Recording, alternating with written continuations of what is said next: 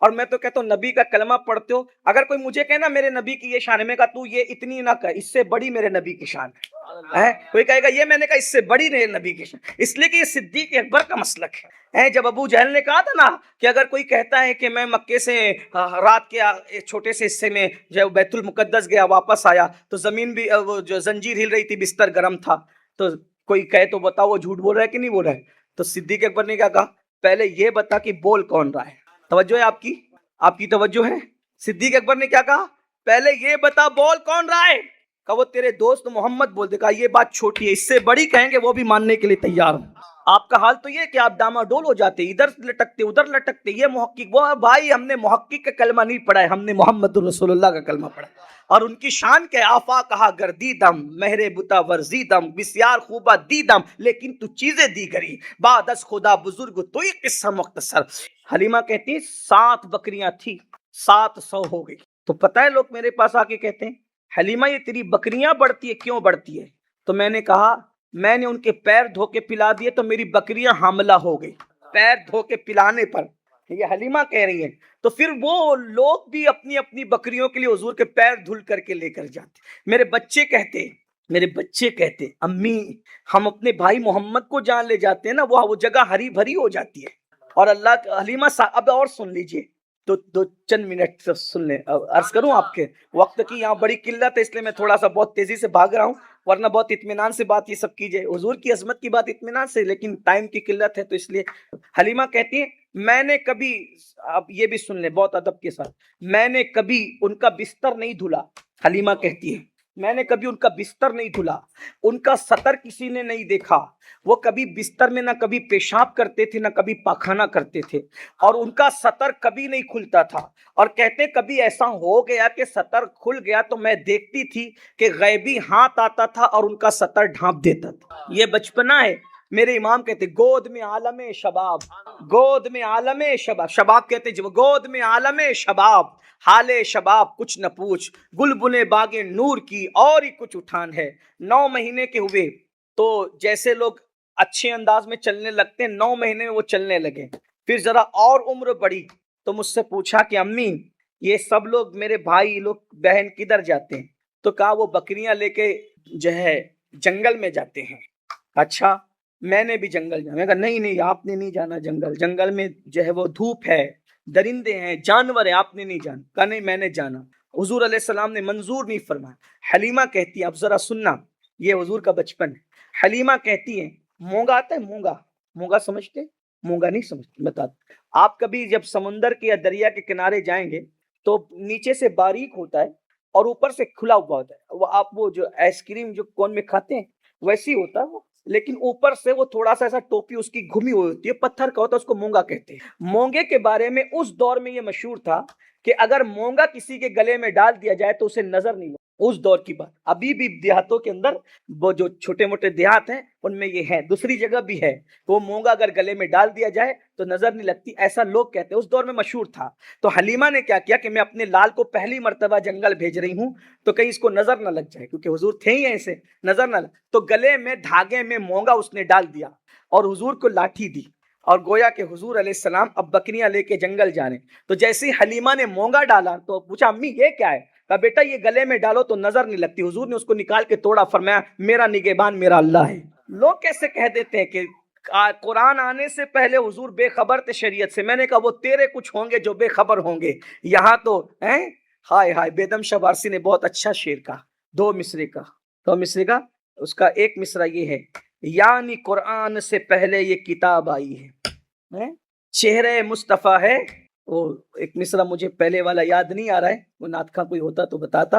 اس کے نہیں، ان کے کہنے کا مطلب یہ کہ حضور کا چہرہ جو ہے وہ چمکتے ہوئے مصحف ہے، اور مصحف کی دلیل ہے، روشن دلیل ہے، اور پھر کہتے ہیں یعنی قرآن سے پہلے یہ کتاب آئی ہے۔ قرآن سے پہلے جو کتاب بن کر کے آئے ہیں وہ مصطفیٰ جان رحمت ہے۔ قرآن سے پہلے جو کتاب آئی ہے، اسی لیے اقبال نے کہا تھا لوح بھی تو قلم بھی تو تیرا وجود الکتاب۔ لوگ کیا سمجھتے ہیں؟ لوگ مصحفوں کا قرآن پڑھتے ہیں، کبھی جو ذات رسالت جو قرآن بن کر کے آئی اس کو بھی تو لوگ پڑھیں، اس کو بھی تو لوگ سمجھیں۔ بہرحال وہ توڑ دیا، اور ابھی 4 سال والی عمر بھی نہیں ہے اور آپ نے توڑ دیا، میرا نگہبان میرا اللہ ہے، اور گئے बकरियों को लेकर के। अब क्या था, बकरियां जाती तो पेट भर के आती, तो और औरतें कहती जहां हलीमा की बकरियां चरती वहीं अपनी बकरियों को चराया करो। उसमें एक वाकया हुआ, इस पे बात अब मुकम्मल कर देंगे, खत्म कर देंगे। इत्तेफाक से जंगल में एक दिन बारिश हुई। तवज्जो कर लें, देखिए जो वाकया मैं बयान कर रहा हूँ इस पर मेरे पास 7 हवाले हैं, ठीक है। जैसे इब्ने हजर का है, और इमाम इब्ने हजर हैं, हजरत मखदूम अशरफ जहांगीर सिमनानी हैं, अल्लाह फैज अहमद उवैसी, और भी लोग हैं। लेकिन मैं वाजे कर दूं ताकि आपको समझ में आए तो ले लीजिएगा, वरना छोड़ दीजिएगा। 7 हवाले तो मेरे पास हैं, लेकिन बाज मुहक्किकीन ने इसका इनकार भी किया है। अब ये सौदा ऐसा है कि मैंने दोनों बातें रख दी, आपकी अकीदतें चाहे तो ले लें, आपकी अकीदतें चाहे तो छोड़ दे, ठीक है। अब सुनिए, जंगल में बारिश हो गई, बारिश हुई तो नाले भर भर के बहने लगे। जब नाले भर भर के बहने लगे तो क्या हुआ पता है, नाले भर भर के बहने लगे तो बकरियां जो थी वो छलांग लगा लगा करके नाला पार कर गई, और हलीमा के जो बच्चे थे, हलीमा सादिया के, वो भी छलांग लगा करके पार। लेकिन हुजूर की बचपन में हया का ये आलम था, हुजूर की बचपन में हया का ये आलम था कि नाला पार करने में आपको जंगल में भी हया आ रही। नाला देख रहे हैं, गोद में आलम शबाब।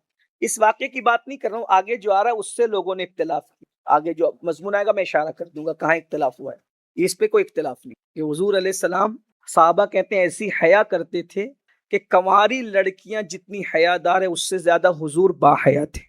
और आजकल की कंवारी लड़कियां नहीं, आजकल तो कंवारी लड़कियों की फिर हया का क्या आलम है आप जानते हैं। जो कौम मोबाइल पे बात करने लगे फिर उनकी हया का फिर क्या है।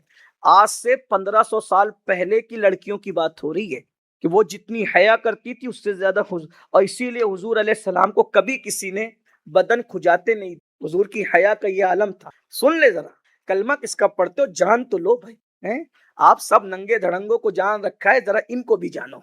उन्हें जाना फिर उन्हें माना, न रखा गैर से, न रखा गैर से काम की मंजिल उसी वक्त आती है ना जब सच्चे दिल से वो मंजिल आ जाए ना मानने की। हुजूर को कभी, अब हुजूर इतने बाहया थे, कभी अपना बदन खुजाते, हुजूर का बदन हुजूर को खुजाते किसी ने नहीं देखा। एक, हुजूर अलैहिस्सलाम को किसी ने कभी नाक साफ करते नहीं, हया का आलम है। हुजूर अलैहिस्सलाम को कभी किसी ने पैर लंबे करते नहीं देखे, इसीलिए अक्सर सहाबा ने हुजूर के तलवे नहीं देखे। कोई सहाबी नहीं कहता कि मैंने हुजूर के तलवे देखे। चंद ऐसे खुश नसीब है जिनको तलवे देखने का शरफ हासिल है। हजरत सिद्दीक अकबर, हजरत मौला अली, हजरत अब्दुल्ला इब्ने जैद, हजरत जैद बिन हारसा, ये चंद लोग हैं जिनको अल्लाह के रसूल अलैहि सलाम के तलवे देखने का शरफ अक्सर ने नहीं देखा। इसकी तरफ इशारा किया मेरे इमाम ने, कहते हैं आसमां गर तेरे तलवों का नजारा करता, रोज एक चांद तसद्दुक में उतारा करता। यानी उनके तलवे आसमान ने कभी नहीं देखे क्योंकि वो पैर फैला के सोते ही नहीं थे ना।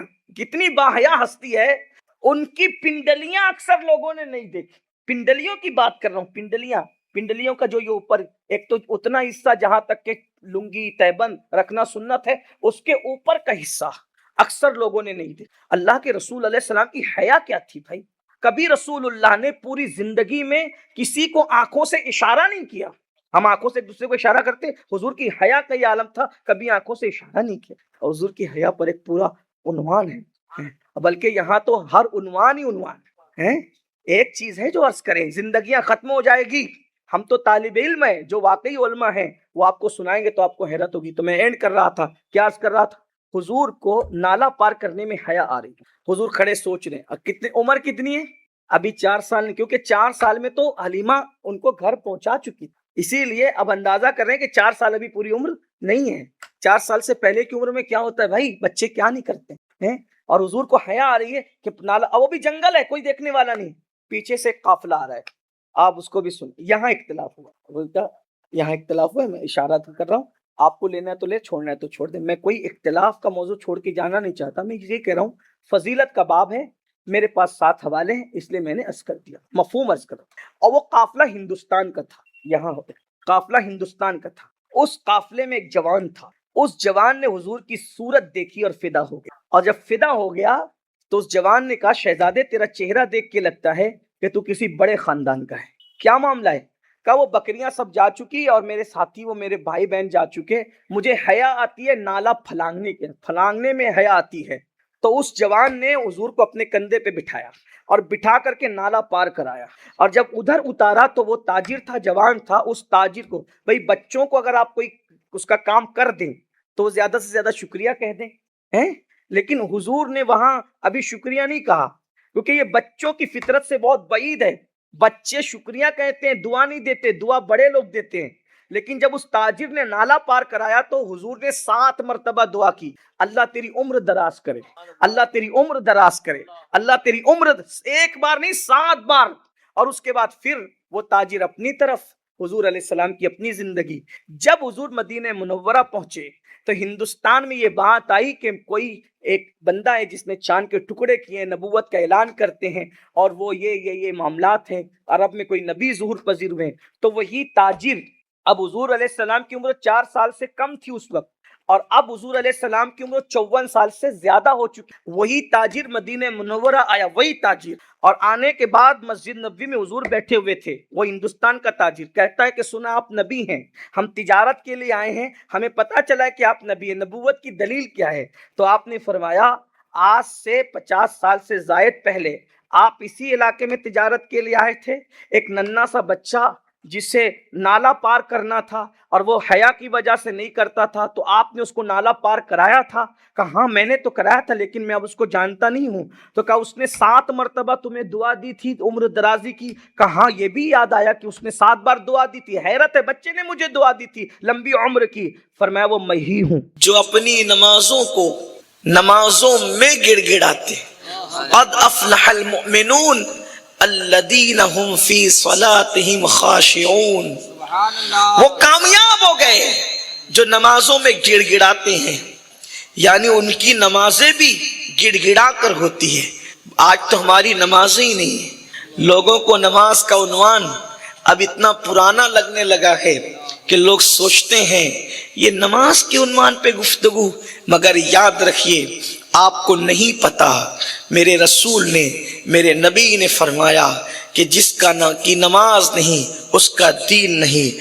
الا لا الا لا دین اللہ صلاۃ اللہ. اس کا دین نہیں ہے جس کی نماز نہیں. آج بلکہ ایک مقام پر فرمایا اس کا ایمان نہیں ہے جس کی نماز نہیں.